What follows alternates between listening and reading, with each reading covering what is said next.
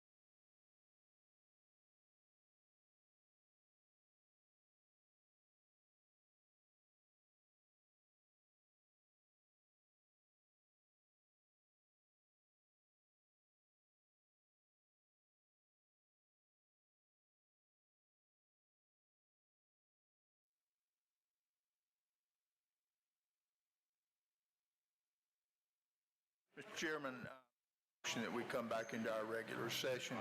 Mr. Miller made the motion to come back in session. May I get a second? Second. Second. All in favor? It passes. Item number 2. Mr. Chairman, with your permission, I make the motion that we approve the recommendations of council and our insurance professionals regarding our security situation. Thank you, Mr. Miller. Mr. Miller made the motion. As it relates to our last meeting, did I get a second on that, please? Second. Get a second, Mr. And all in favor?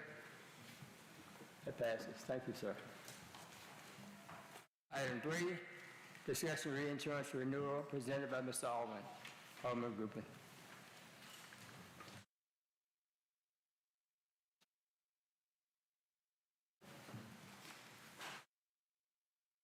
Good evening. Good evening, sir. The administration and the reinsurance renew on September 1st. And this is the meeting where I'd like to address both of those. You've got it kind of reversed. I've got the packet put together with the administration first and the reinsurance second. So if that's okay with the committee, I'd like to start on the administration first. Okay. The administration fee this year is part of a 3-year guarantee that we entered into with Blue Cross back in 2021. The first year the first 2 years of the agreements, the rate remained the same, and the third year the rate increased by 50 cents. With the current enrollment, that represents about $24,750 annually for that 50-cent increase. As part of the guarantee in 2021, we did get additional funding of $50,000 out of Blue Cross to cover increased technology funds that they have funded and paid to the school board for the recent addition of the administration stuff. If you look at page 4 on the handouts and on the presentation up there, you can see what the administration fees and cost would have been if the enrollment had been the same throughout the past 10 years, and the administration cost really has not fluctuated over the 10-year period of time. If you look down at the bottom on the total cost, you can see how it fluctuated per employee per month, but based on the current enrollment, if it had been applied throughout the 10 years, the actual cost would not have varied very much. Actually had some reduction in the years. Page 5 just shows the agreement as part of 2021. That's the portion that addressed the third year rate change, and also the $50,000 agreement to be paid for the technology increase. My recommendation is to accept the third year of the 3-year rate guarantee with Blue Cross Blue Shield of Louisiana as part. We've already signed an agreement for it, but I just wanted to present that and make sure everybody was aware of it. Does anybody have any questions on the administration? Committee members? What is the pleasure of the committee relating to Mr. Alderman's presentation? On page 7, we're going to start the information regarding the reinsurance.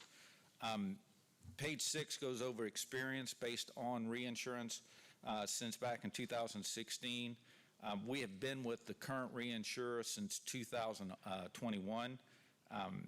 They have enjoyed, it's been a profitable situation for them, and we've used that on this renewal. Currently, we're with BCS. We don't have any lasers, and we got a $400,000 deductible. Okay.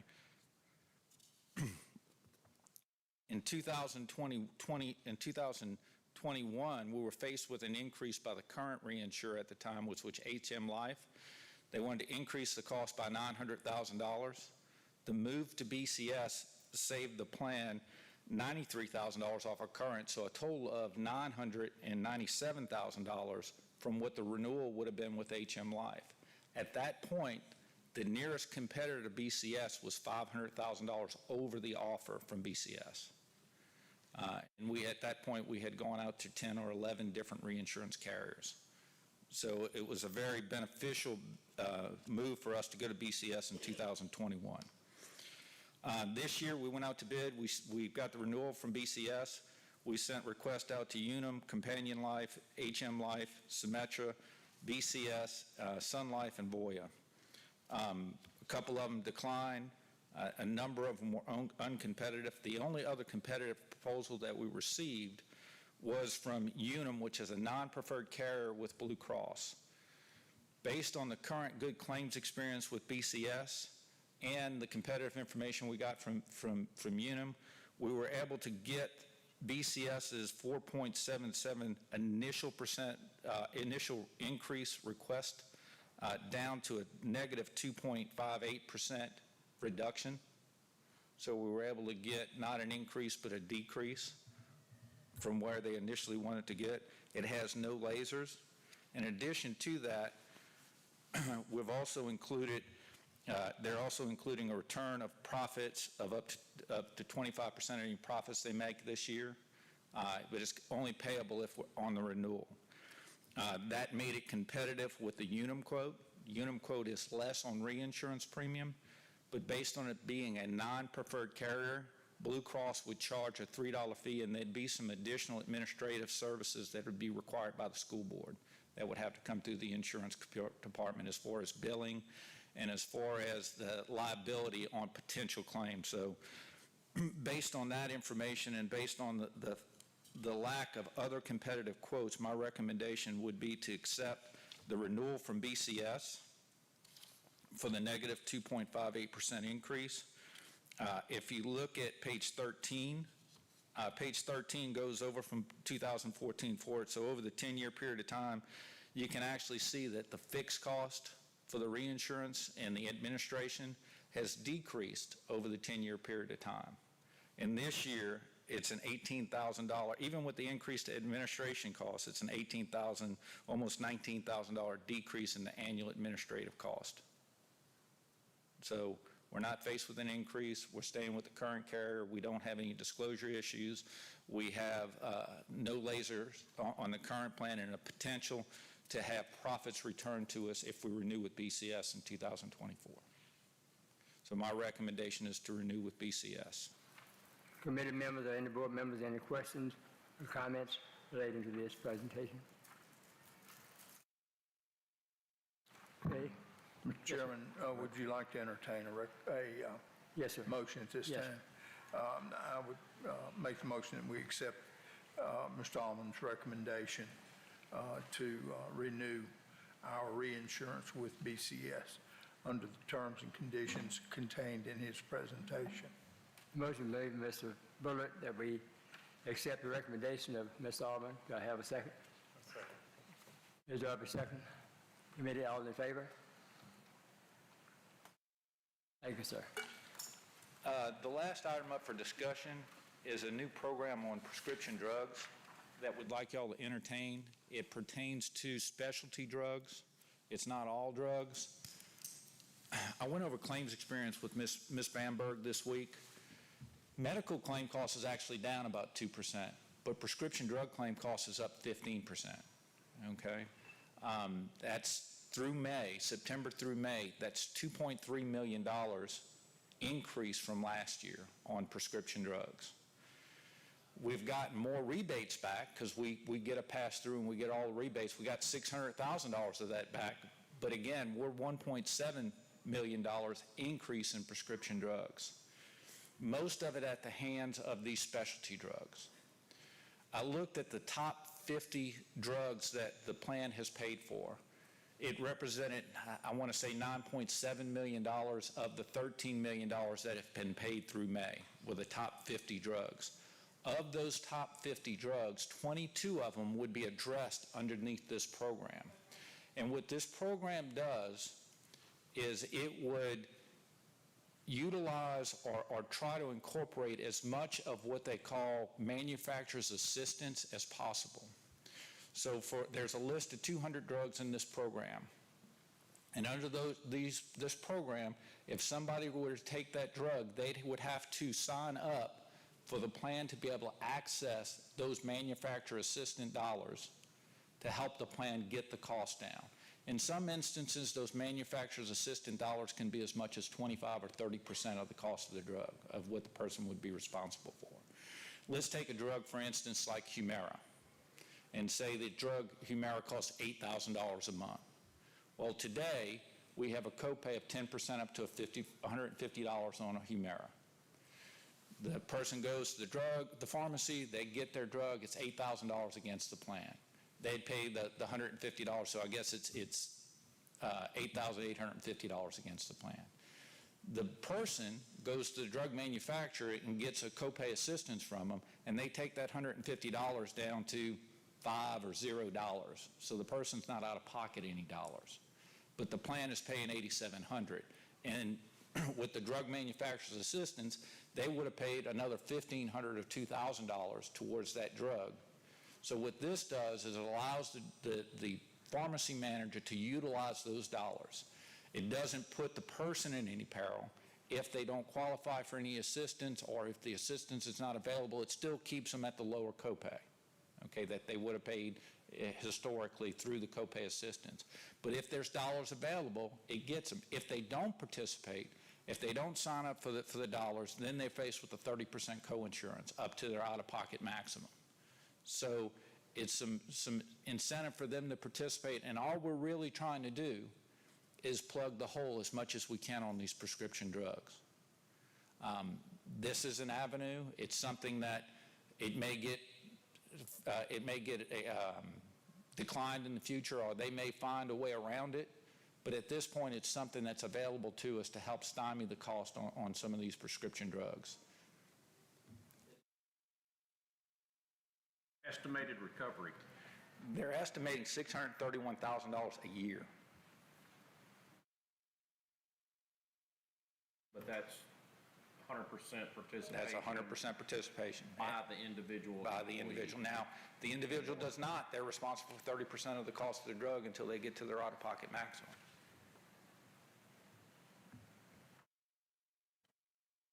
So there's direct incentive for them to participate.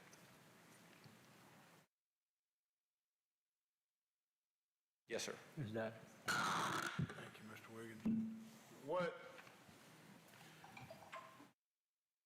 restrictions would that place on the individual? Like, an example would be somebody that needs one of those drugs and we implement this plan. What would that do to them as far as their access and any of that? They would contact them on the second fill. All the information is in this packet as far as how it would actually be implemented. There'd be a letter go out to everybody that's a participant that's taking one of these 200 drugs.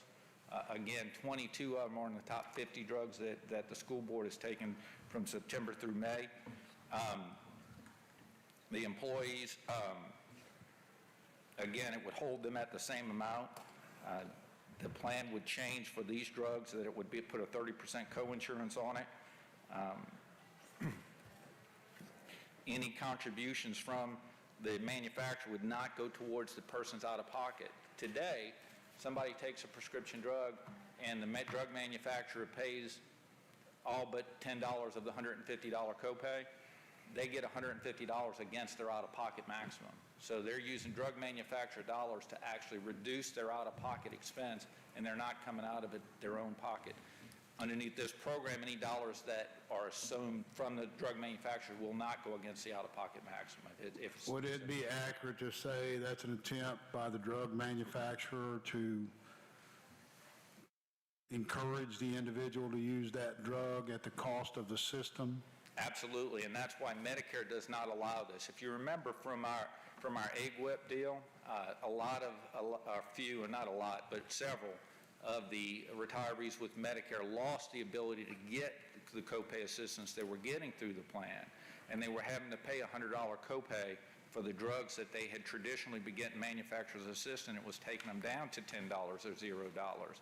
And Medicare looks at it and says that it is an inverse incentive for the person to not try other less costly avenues to treat their condition. These are 200 drugs, 200 of the most expensive drugs. Every brand name drug out there has what they call copay assistance. You can take it from Vyvanse down to any other brand name drug out there. They'll give you $70, $80, $100 towards your copays to help you take the drug. If somebody doesn't use it, the money's lost. The drug manufacturer has it out there, and it's built into their pricing. But you're saying that the individual would still have access to the drug, they just have to take some other steps to help protect the system? Yes, sir. Insurance Committee, what do you think? Do you want to be involved in this tonight? Any comments, any concerns?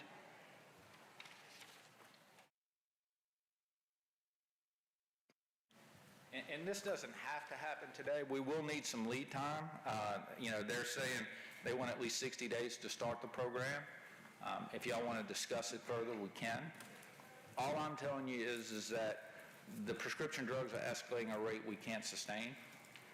There's new medications coming to the market.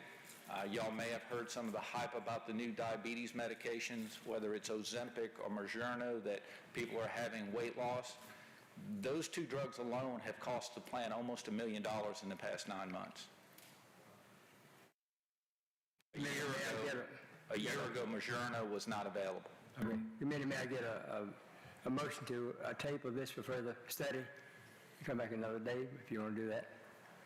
I'd like to make. The motion is that we table this for further study and come back at another time. Do I have a second on that from the committee member?